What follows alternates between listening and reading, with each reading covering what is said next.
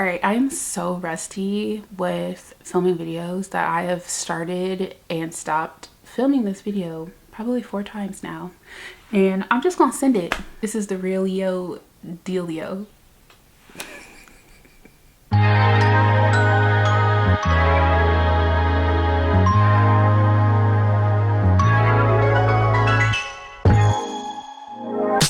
I'm gonna talk about the books now. Okay, so hi everyone, welcome back to my channel. Today I'm going to be talking about some springtime book recommendations. It's been a while since I've done like a curated recommendations list for the different genres or different vibes or subgenre types of books, and I would really love to get back into it. So if you like this style of video, please give it a thumbs up and leave your recommendations down below in the comments.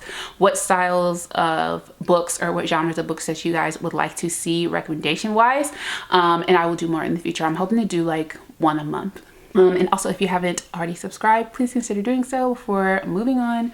Other than that, let's get into the books. So first, I have the books that I have read, and I am recommending them to you because I've read them and I think they're fabulous and perfect for the season. And then the other half of the books are the books that are on my TBR that I want to read this spring. And I found that the last year when I was doing my seasonal TBRs, I'll have like 20 books or something on there because I do read a lot. I will read over 20 books in that season. However, I read maybe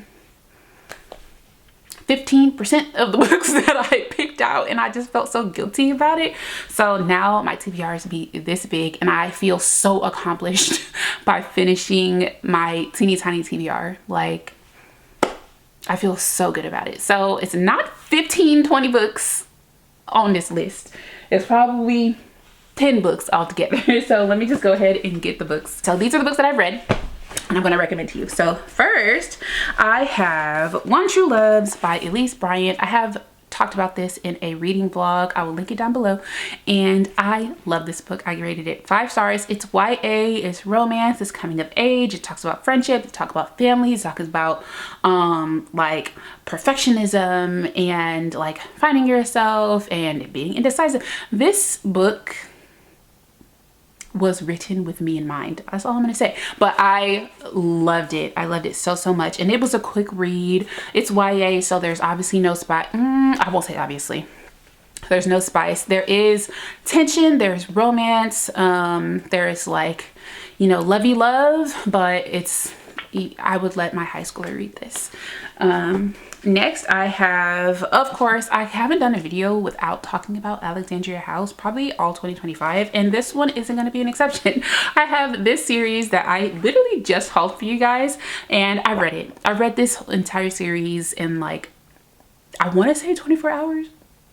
Maybe it was 2 days, but I really want to say I read this in 24 hours.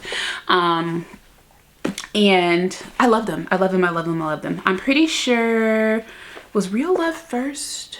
Nope, that was third. Higher Love is first. Made to Love is second, and this is my favorite of the series. And then we have Real Love here as book 3, and these were all super cute. They have spice. I won't call them spicy, go out of my way to call them spicy, but I do have spice. These are all 3 girlfriends and their individual journeys to love and everything, and it's just super sweet. They, considering that how short they are, they do kind of go from 0 to 1,000. I honestly feel like Alexandria House, all of her books are like that because she doesn't have any big daddy type books. Most of her books that I've read anyways are under 300 pages. So if you want to get in there and get all of the conflict, and you want to get the love, you want to get the tension, you want to get the spice, you're gonna have to get it up there real quick. You have to go there really quick. So yeah, just keep that in mind. It's not a slow burn. It's not a ton of depth, but they are a great time. And I say it all the time, I'm gonna read everything this girl done wrote. I promise you. Then I have The Thing About Home by Rhonda McKnight. I have recently read this. I'm pretty sure, yeah, it's April as I'm filming this. This is on my April TBR. This might have been the first or second book that I read or finished in April. So yes, this is a recent read for me, but I feel like it was perfectly timed. I would consider this a spring, maybe even a summer book. It's set in South Carolina, Low Country. It starts out with a little bit of a drama.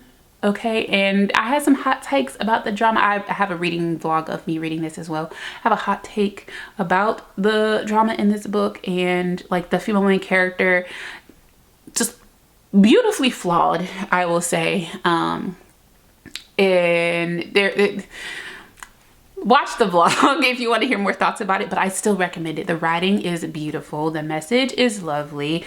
The family like dynamic in here is lovely. The love is lovely. The male main character, adorable, lovely. I would love for there to be a part 2, but yeah, I thought this book was really, really cozy. A lot of the girlies that have read this have rated it 5 stars. I did not rate it 5 stars, but I very much enjoyed it and I recommend it. Obviously, it's in this video.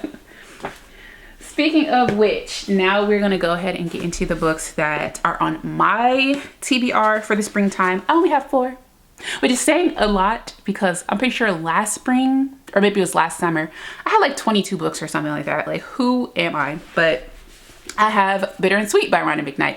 This one is Christian fiction.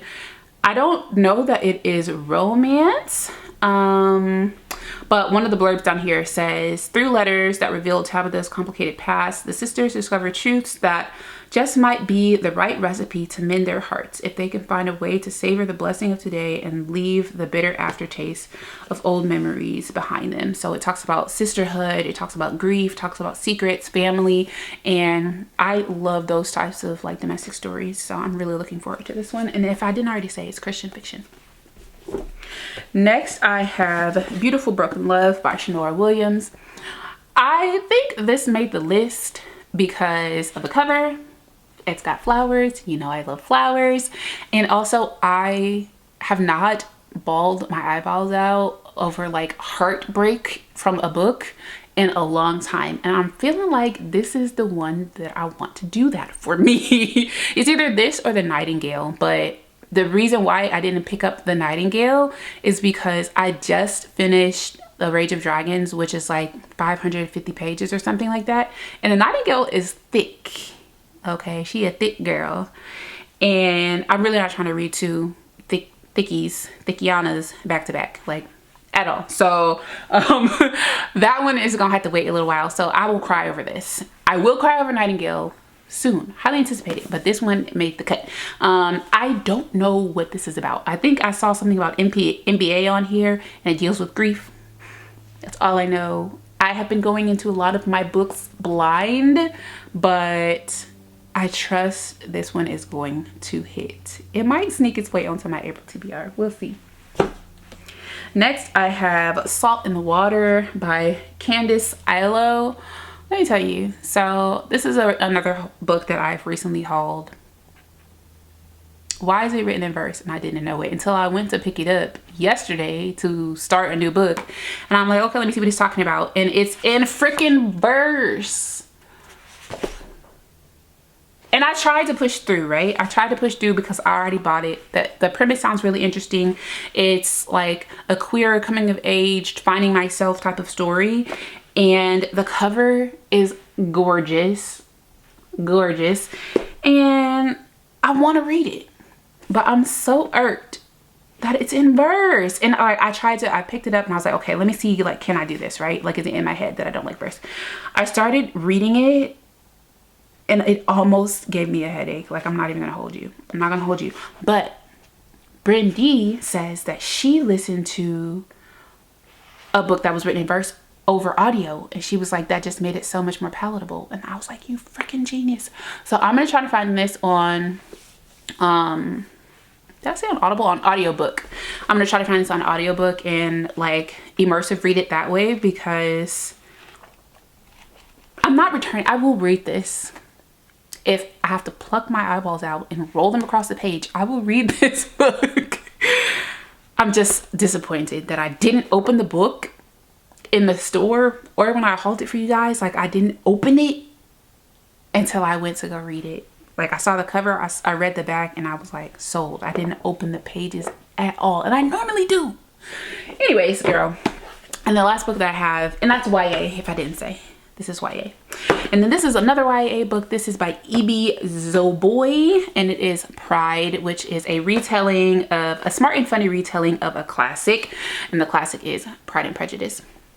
I read Pride and Prejudice, dang, was it 9th grade or 10th grade? It's been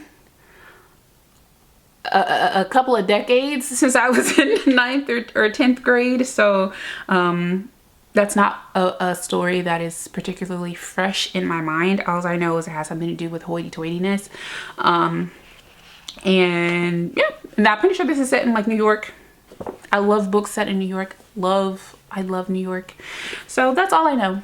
That's all I know. But for some reason, I think classics give springtime and fall time. Comment down below if you agree. Like, do you get me? They said like 7 p.m. and Thursday is the same thing. Like, that's how I feel about classics being springtime or fall time. So that's all I have for you guys for my springtime book recommendations. Comment down below if you've read any of these, because like I said, I haven't heard a lot of people talking about them. I'm certain, obviously, I'm not the only person who owns these books or who will read these books or has thought about these books. It's not what I'm saying. I'm just saying I wanted to recommend some things that you probably haven't heard 9,000 times. For example, like The Paradise Problem. You probably heard about The Paradise Problem being an excellent springy book, or like one of Kennedy Ryan's books. Probably, to be fair, like, can't get enough. Will I read that right away? Probably, because I know y'all gonna spoil it. They're gonna spoil it and it's gonna irk me. So I'm probably gonna read that in the springtime, or I think it comes out like May 20 something. So that might be summer. I don't know, but I'm gonna read that closer to release date because I'm not trying to be irritated with everybody talking about this book. People are already talking about it, and it's kind of getting on my nerves. I just want to read my books in peace without it getting totally spoiled. But either way, like, there's some books that I have that I do want to read, like the book that I'm reading right now, the Etta Easton, The Love Simulation. I think that could be perfect for spring. It's kind of set over the summertime, but it's like cute and cozy and fluffy, and there's no spice in her books. If there is, it's like a green bell pepper of spice. She doesn't really use profanity. It's very like palatable and like put together, I guess you could say. So anywho, there are other books that I could recommend, but I feel like you might be getting those 70 times over with other people's channels and whatnot.